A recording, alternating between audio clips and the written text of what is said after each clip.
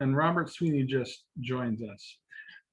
Good afternoon, everybody. It's 1 o'clock. I want to thank you for joining us. This is the latest in Western Liberty Network's weekly series of trainings. We do this every Saturday at 1 o'clock. They're always on different topics. We usually have an expert trainer. Sometimes I do the training, and you get to it at westernlibertynetwork.org and click on the red button. Everyone here has done that, obviously, but for those who might be watching this recording later, you're always invited to the weekly training. Go to westernlibertynetwork.org and click on the red button that says join Zoom session, and you'll be able to participate in these trainings. We also do live trainings, so if you have a group and you'd like there to be a live interactive training, contact us through the westernlibertynetwork.org website, and we will be able to arrange that. Also, if you see value in these trainings and would like to help us, you can make a fully tax-deductible contribution by going to the westernlibertynetwork.org website and go to the support tab, and you can do a one-time or a monthly contribution. Western Liberty Network is a 501c3 organization. We're nonpartisan, and because of that, we do not support any political party or candidate, or oppose any political party or candidate, or legislation, or ballot measure. We just train people, mostly limited government activists, how to do things in politics and how to be successful in their communities, and then they take it from there.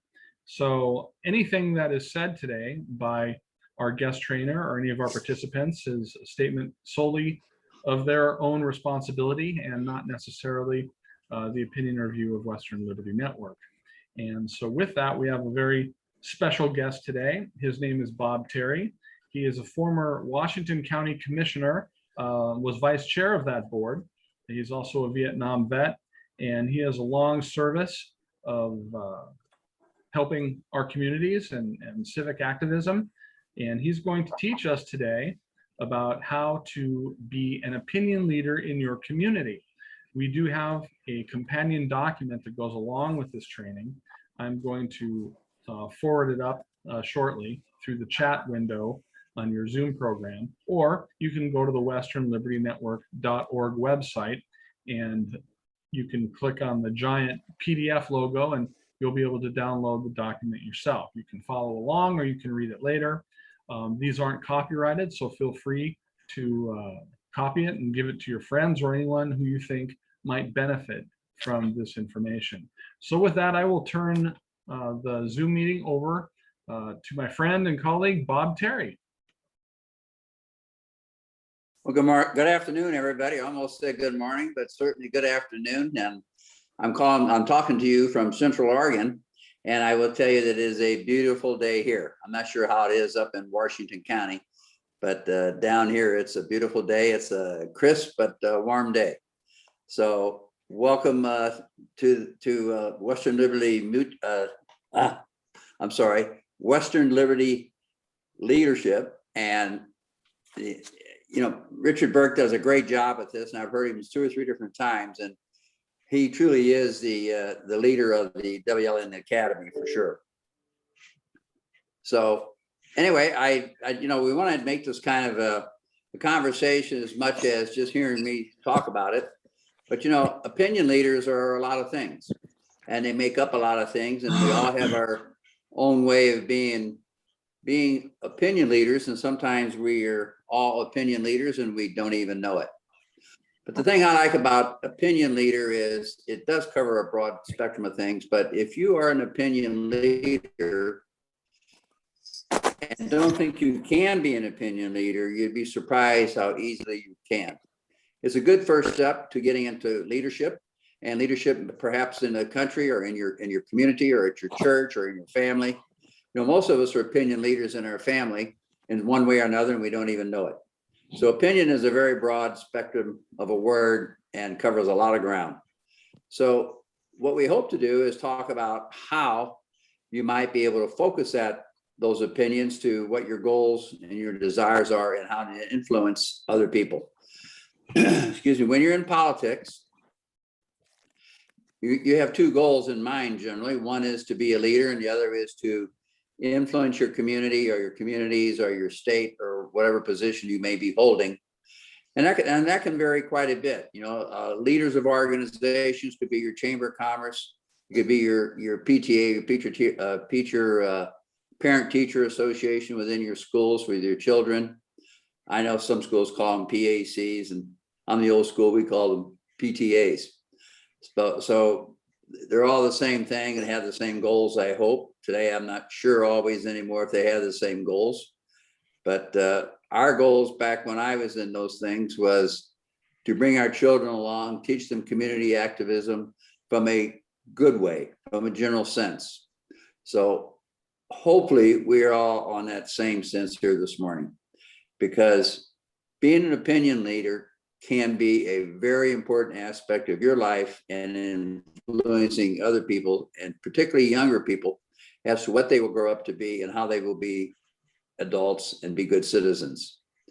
So if you're in an organization such as, I say, Chamber of Commerce, and many other organizations within your community, every organization, particularly up there in the Hillsborough, Beaverton, Washington County area, there are a lot of organizations you can join up there in addition to your church and organizations within your church.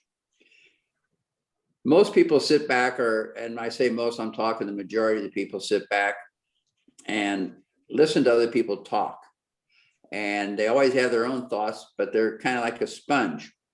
You know, a sponge absorbs things, but never gives off. And if you're that kind of an individual, then you want to think about giving off some of what your knowledge is and what your thoughts are, because you might be very surprised at how important it is to other people as to what you may be thinking or what you may be sharing with them. That's what a good opinion leader does. I never thought that I would get into politics. First time I got into politics was on Bob Dole's, who was the senator of Kansas, and most of you probably heard of the name. But his very first campaign, I lived in Kansas at the time, and I joined him in his first campaign, and I've been campaigning ever since. I had an agreement with my deceased wife, though, that I would never be a politician. I'd always be behind the scene working and being very active.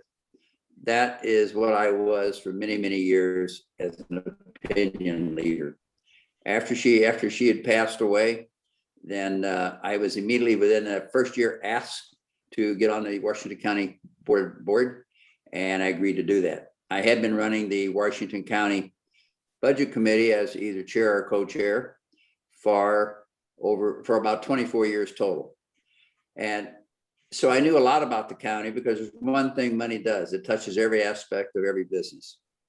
So when you're sitting in a board position for that many years, you know an organization inside and out. And so Tom Bryan, who many of you may know, decided it's time for me to step forward. Bonnie Hayes, if you may know her, that's going back a few years, about 30. She actually was one who first got me involved in county committees and getting into the county. But that was my first step into being a politician myself. Prior to that time, I was content with being an opinion leader, primarily because my wife did not want me to get into politics, because she'd always felt that being in politics, and she was right, people would say and accuse you of things that you never did, or you never said, or you had no intention of ever doing anything, like some of the things you hear. That's part of politics. And if you don't think you can do that, then you probably should not consider politics, but just consider being an opinion leader. I hope that whatever the six of us get out of this, if you're not a politician or haven't been a politician, that you would consider being one, because most of our best politicians come from opinion leaders who have been opinion leaders for a long time, but for whatever reason decide, because they don't feel they would fit, they don't feel they're capable, but when really in reality they are. This past year, I've been working on 16 school board campaigns, 8 of them there in Washington County and 8 of them over here in Deschutes County, where I'm talking to you from. You know, it's very rewarding for me to recruit people into being on these school boards And I hope on May the 18th, we find out how really rewarding it is when we have, if not all of them, at least the majority of them take a new seat. But I've been able to exhort my opinion with these people who are now our candidates to be our school board leaders. And I think it's a very important thing, because our school board, much like our government, unfortunately, is adrift. And it's drifting into to me, in my opinion, a very dangerous area. You know, I can remember when I was a youngster in grade school, and I was raised in Western St. Louis County, which is a long way from St. Louis, Missouri, believe me. But in that area, it was mostly rural and most agriculture, but it was out by where McDonnell Aircraft was, which is Boeing today, in that area. And when we started our day off in school, we started it with the Lord's Prayer, and this is a public school. And then we said the Pledge of Allegiance to our country. And then we would have school announcements, and then we would start our school day. I understand the separation of church and state, but I think it is misled a whole lot. Because separation of church and state, people think of it as being a tax dodge, and most of our churches do, because churches don't pay taxes. But if you go back to the founder of our Constitution, to the founding of our Constitution, separation of church and state, the church was very much in it, but the reason we separated from England was because of the Church of England. And at that time, the government required us all to belong to the Church of England if we were going to appreciate God. That's why our country became what it is. But if you go back to Washington, D.C., you will see God all over every monument, all over every office building, and especially in the Supreme Court. So I wasn't happy as time went on that we let God go. But now we've let the Pledge of Allegiance go in many school districts. And now we're going to drift to try to destroy what we are as Americans. Now I'm telling you this because I'm being an opinion leader right now. And I did that to give you an association as to what opinion leaders do. Now you can take what I just said and think about it yourself and take it elsewhere to others and be an opinion in that regards as well. Another area you can do it is in your organization. I'm also the chaplain for the local VFW. And as chaplain at local VFW, I get to assert my opinion as a God-serving individual to the organization on a regular basis. I also unofficially officiate, because I'm not a preacher, I'm not an ordained minister of any type, but I do officiate over those who are members who've passed away or killed in the service. And not only them, sometimes their families as well. Again, that's a way of asserting opinion.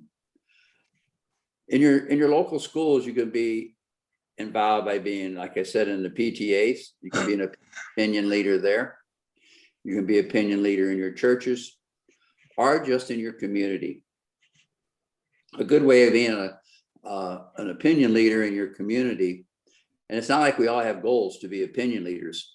These are sometimes, I'm digressing just a little bit here, sometimes we just want to sit back and listen and be that sponge I was talking about.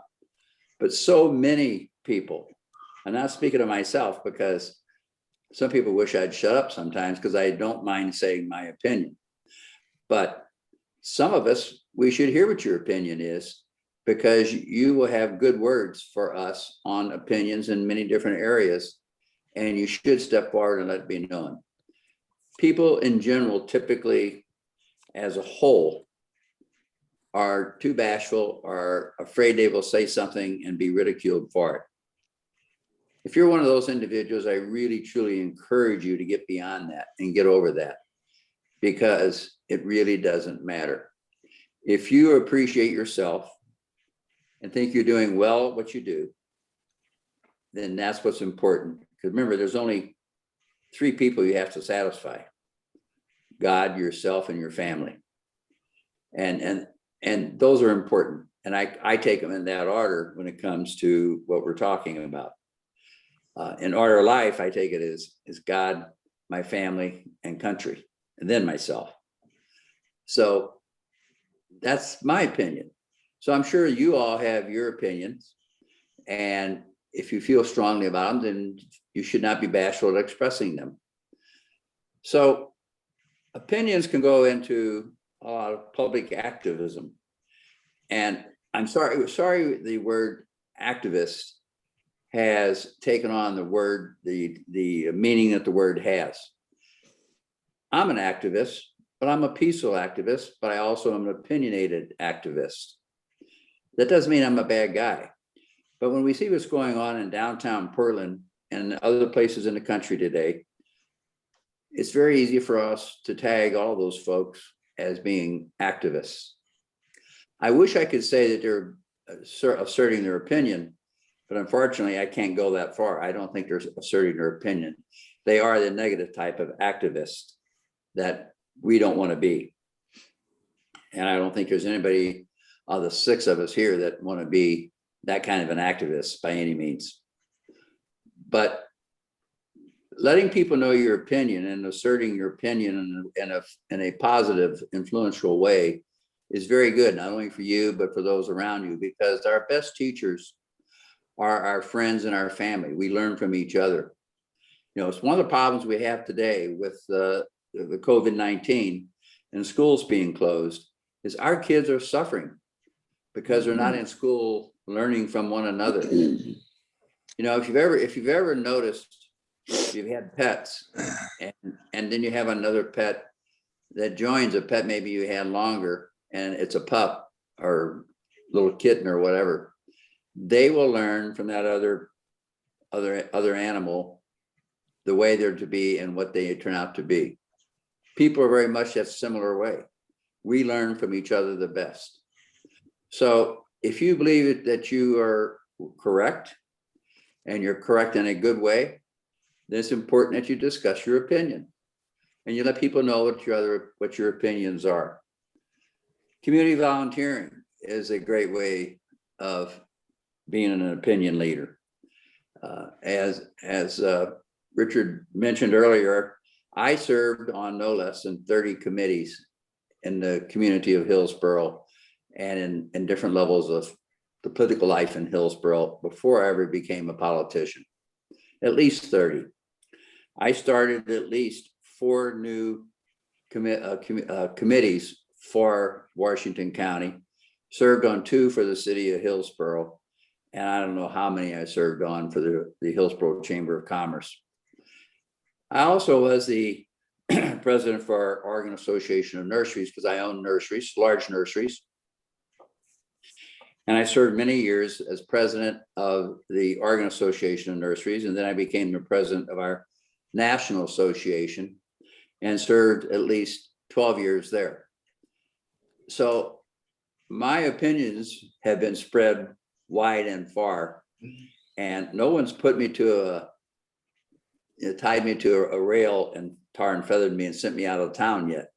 But I'm sure there are people who probably did over the period of time who'd like to have done that. But that's just part of the territory, part of the area. And I keep bringing that up because being an opinionated person and hoping to influence other people in a good way.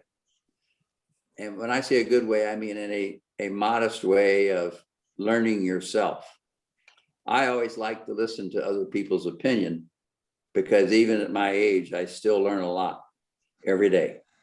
And I always make it a point to try to learn something every day, if not from somebody else, from something that I read or view, perhaps even on TV, which is not my biggest pastime by any means. My daily habit is to generally read from about 7 or 7:30 in the morning till 9:30 or 10 in the morning, and then I start my day. Because I'm retired, I can do that. But during the campaign season, that hasn't been possible because my phone starts ringing very early. So I get to spread my opinion in campaigning. I enjoy campaigning and teaching other people to campaign. As I had said earlier in my statement, that, you know, of the 16 campaigns I'm involved in right now, almost Well, I think every one of them are new to campaigning and new to getting into campaigning. I really encourage any of the 6 of you to get involved in campaigning, because we need good people in our political system today.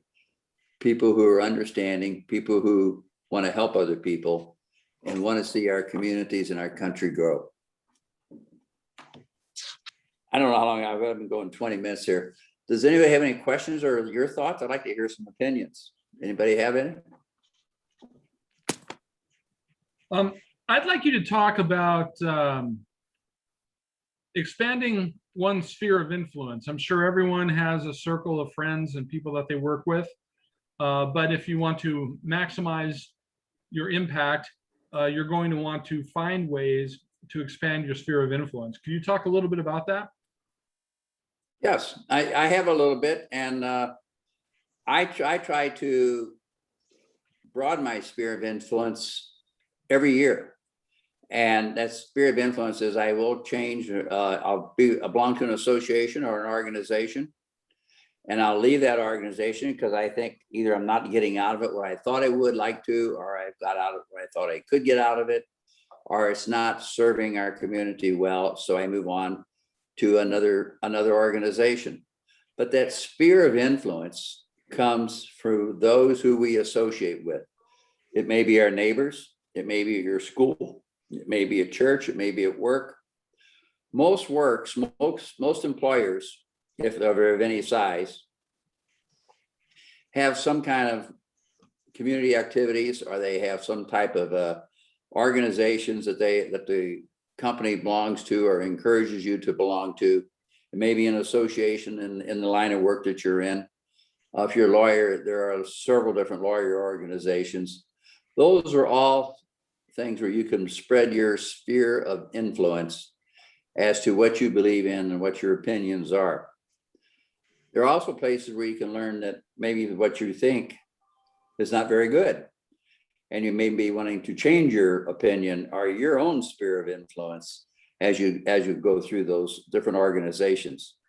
But all of us belong to something with our kids, whether it be Girl Scouts, Boy Scouts, Cub Scouts, after school activities, whether it be football, basketball, gym, whatever type of sports activity it may be. All those places are spheres of influence. Your neighborhoods are great spheres of influence. You learn real quick, neighbors have the tendency to be very honest and upfront as to what their influences may be or what they think your influences should be. And that's okay, because you can learn from that. And you also learn, well, I don't want to talk to him or her about that anymore. They didn't like that. So you have to be flexible with that opinion that you're trying to grow as an opinion leader.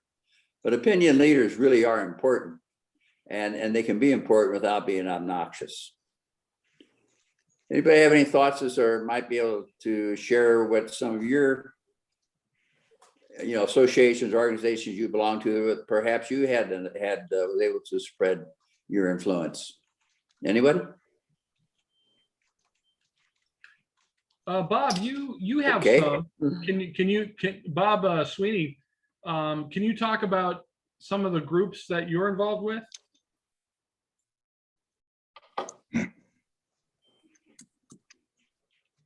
Well, can you hear me? Yes. Yes, sir. Okay. Well, I've been involved with Oregon Citizens Lobby, not so much recently. I've got involved with Toastmasters to try to get some speaking skills. I was just going to ask about your recommendations as far as learning to be able to speak in public, which has been a challenge for me and many others. Just being able to learn to listen and organize your thoughts and be able to speak your mind is very important. Just educating yourself about the issues and getting involved in small groups and starting from there. You're right. Toastmasters is actually an excellent place. I still today belong to a group that grew out of Toastmasters. And we meet every Friday. I still attend. We do it by Zoom nowadays, but we rotate giving speeches and getting in front of an audience. The only way, you know, there is no doubt any of us first time up or first going in front of audiences, that hesitancy starts in probably grade school or junior high school for sure. But as time moves on, if you don't practice it, then as you get an adult and become an adult, it becomes even harder. But the thing that I had found was that I'm talking to people just like me. And I try to put the thought on my mind of what are they thinking of me, or how are they doing with me, or that kind of stuff. Because it's not important. What's important is what your goal and your object is, that you're given the speech or that you're in front of them and talking to them. And the only way that that improves and gets better is by doing it. You know, take our leader here, Mr. Burke. He's in front of a new group every week for sure, and probably more often than that every week. He's very comfortable with it. But the more often you do it, the more comfortable you become until it becomes second nature to you. But I have to admit, still to this day, when I get in front of 750 people or more, I'm a little nervous, but it seems like once I get started, I settle down real quick and get into my pace. But when you're traveling and giving speeches, which I've done many times in my line of work, sometimes I'd have an audience of 1,200 people, and those are kind of noticeable moments. And I just to share an experience with you, was I had to give a speech one time to the alumni of the University of Michigan, and this particular group of alumni was agriculture. And it was inside their stadium, and their stadium was absolutely packed. And I wear glasses, as you can see, and spotlights on your glasses are about the worst thing you can have when you're standing in front of an audience, because your lenses have a tendency to glow and you absolutely cannot see who you're looking at or who's out there looking at you. Now that's a plus and a minus. It's a minus because it bothers you and makes you a little bit uncomfortable, but it's a plus that you can't see who's out there and you don't necessarily see what they're doing or what they're saying. That actually turned out to be one of my better speeches. And for the most part, that speech was done from my hip, because I had been traveling overseas and had to come back from Europe. And before I was in Europe, I was in Asia. And so I went from Asia to Europe and then back into University of Michigan to give this speech. And I didn't have a whole lot of time to prepare for it. And it's a rather in-depth speech that I needed to give, but fortunately it was in a subject that I was very familiar with. So it turned out to be being a very good speech. But when I first started out, I can tell you, I was very, very nervous at the University of Michigan, which of course was full of professors and people who were way above my pay grade. At least I felt that way. But as time goes on, you find out that you're just as good as anybody else's pay grade because you believe in yourself. And that's what giving speeches to people do. And being an opinion leader also builds that influence in yourself and what you are and who you are. And I can honestly tell you, I don't have any skeletons in my closet anywhere. Hey, Bob, we've got a question from Lori Kimmel. Would you like to unmute yourself, Lori, and ask your question?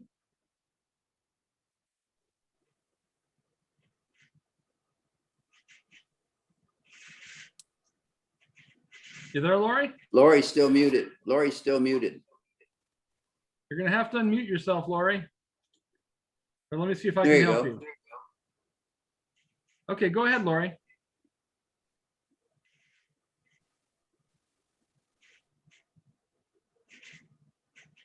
Lori, if you're having trouble with your microphone, do you want to type in your question in the chat window and I can pass it along?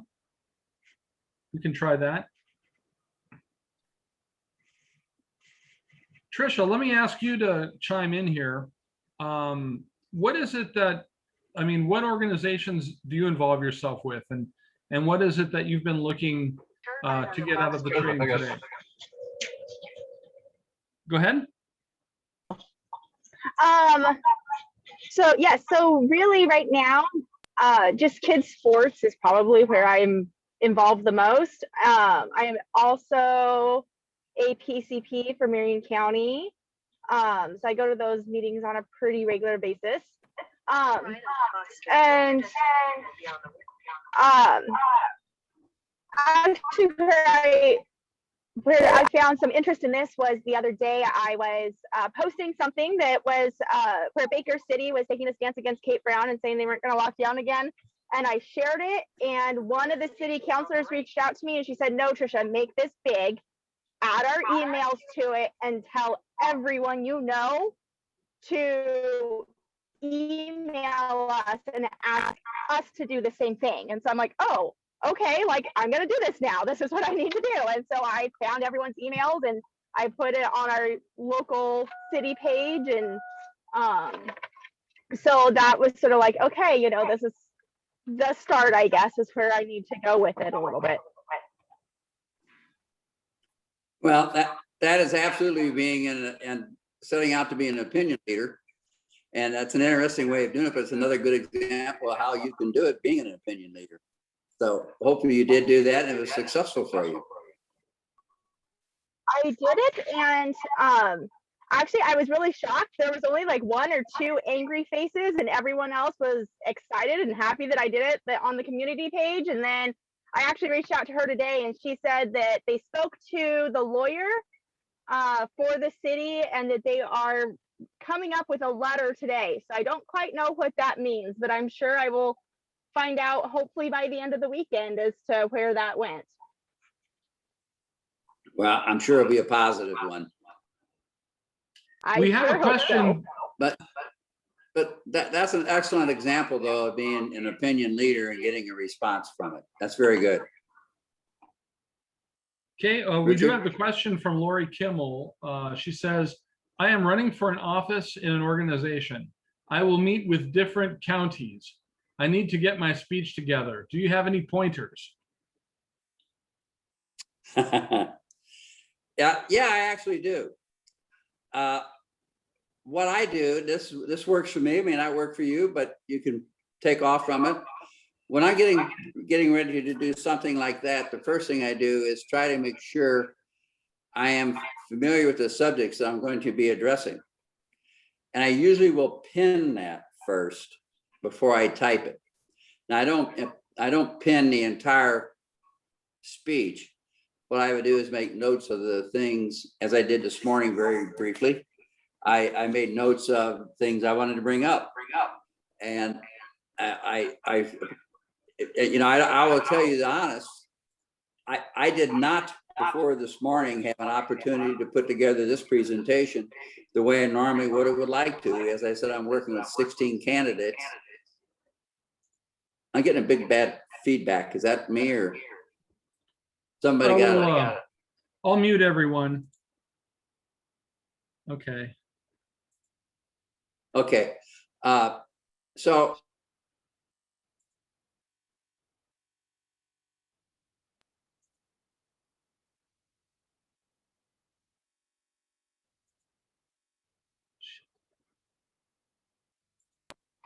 there we go. What I would suggest is you maybe just pin out the things you want to cover. And if you want to sit down in front of a typewriter and type it, or not typewriter, but it's in front of your computer, your iPad, or what it might be, and just kind of write out what you want to say or what you want to do, and then put it together and practice it. You know, even in speeches, unless it's something that you're dealing with on a regular basis and every day. I mean, there are subjects I can just get up and give a speech on the spur of moment without having to do anything because it's in my business or it's what I do. But other speeches where you're doing something like you're talking about in front of other, perhaps civic leaders, then you might want to practice it before you do it. I really recommend, and anybody who's been in Toastmasters, like was mentioned a while ago from Robert, they will tell you that as well. Practice before you give a speech. The other thing is if you practice before you give a speech, and this I have found to be true more than one occasion, is it allows you to multitask easier while you're giving a speech, because you may see something going on in the audience, or you may have somebody who's made a comment, and you might want to not jot it down real quick on a notepad. I always, when I give a speech, if I have a podium, I always have a notepad with me so I can make a note if I need to for something I may want to come back to and address. And it's easier if you know your speech that you're going to give beforehand, if you can do that. Those would be the main things that I would suggest to you. But that sounds like an interesting group that you're going to do. And if I can help you, I'd be happy to do that. Okay. You know, one other thing that can help is now that we have Anybody else? iPhones, I was going to say, now that we have iPhones and Android phones, when you practice giving your speech, you can take a movie of yourself and then review it. And you'll be amazed at how many things you can spot by watching yourself that you can pick up on, like how many times you say or you know, physical tics that you might have that you can work on. The important thing is don't be hard on yourself. When you watch yourself giving a speech that you've recorded for practice, don't be hard on yourself. Everyone can improve, no matter who it is, and everything you do to improve your ability to give a speech is going to make it make you more credible and make you more influential within your circle. That's my 2 cents to throw in. It's very, very good advice. Yep. Does anyone else have a question? The other thing, Oh, go ahead, Bob. I was just to say, the other thing that I would do is stand in front of a mirror and give the speech to myself in front of a mirror. Mm-hmm. And that's what you used to have to do before we had iPads and iPhones and Androids. You had to stand in front of a mirror or get your family. I also use my family as an audience when before my kids all grew up and moved away. Mm-hmm.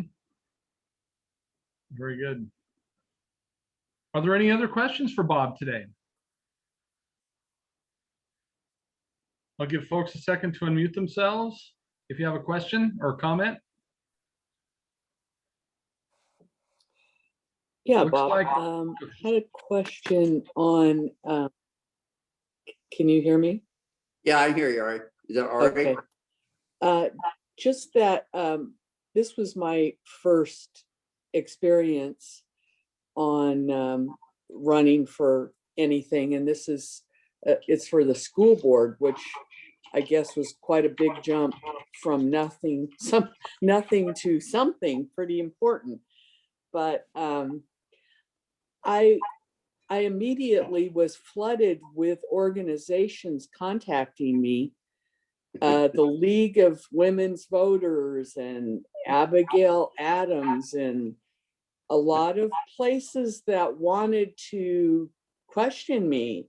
And I was like, oh my gosh, I don't even know who they are. And I looked at one of them, and it was really specific questions on Senate bills that were currently being posed, and what was my standing on this bill. And I thought, gee, I don't know really how to answer these.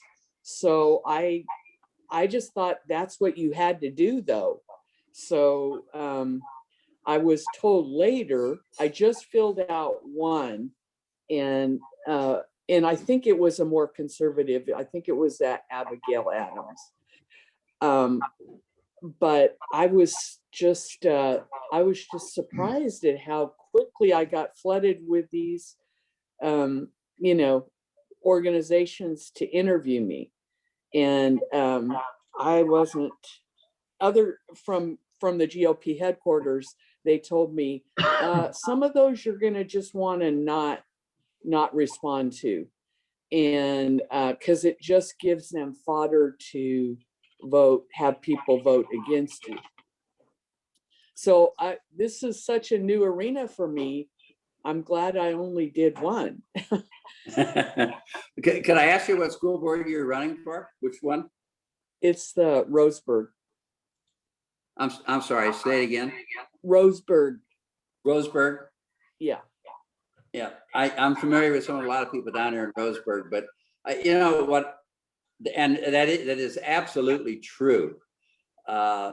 Once you register to vote, it is amazing what you get inundated with. It's just incredible.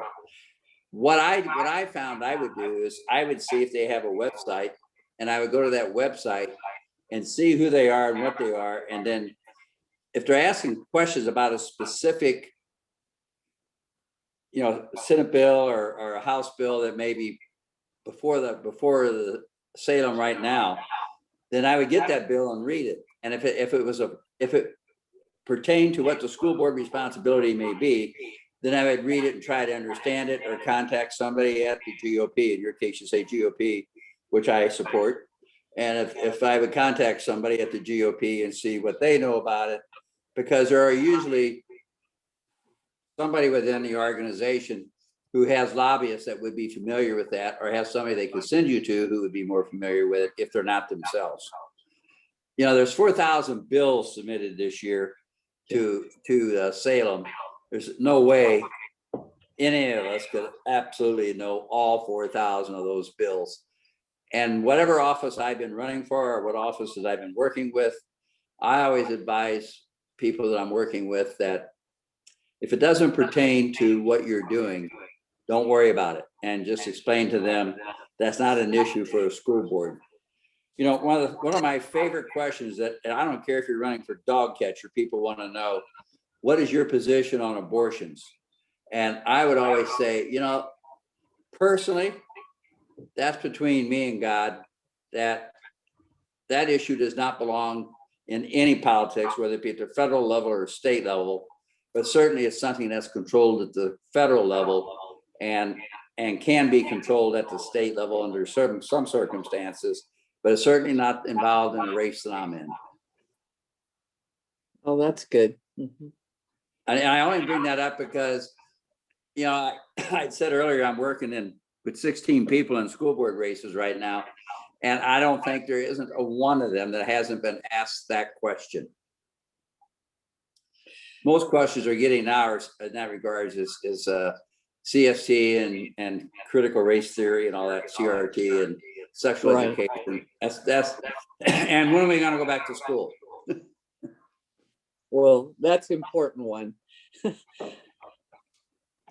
Yes, it certainly is. I did get the endorsement though from the Right to Life organization, because in this area, that is a pretty predominant organization. And so, I mean, it fits my personal values.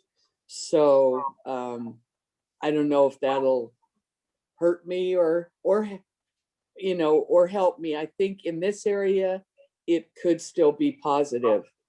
No, Right to Life is very good. It is positive from a standpoint is they have a very large mailing list. That's a very good mailing list, and they're very good about keeping it up to date. Right to Life always endorsed me, except in my last campaign, because I made the statement to them that I just made to you. That's not my decision. That's between me and God. They didn't like that answer. So I don't advise you to tell Right to Life that, but I do believe in that, and they know I did believe in that. But they are a good organization. They do make donations to campaigns too. They have made donations to some of the campaigns I'm involved in right now. Okay, thank you. Yes, We've and got if a- anybody wants to call me,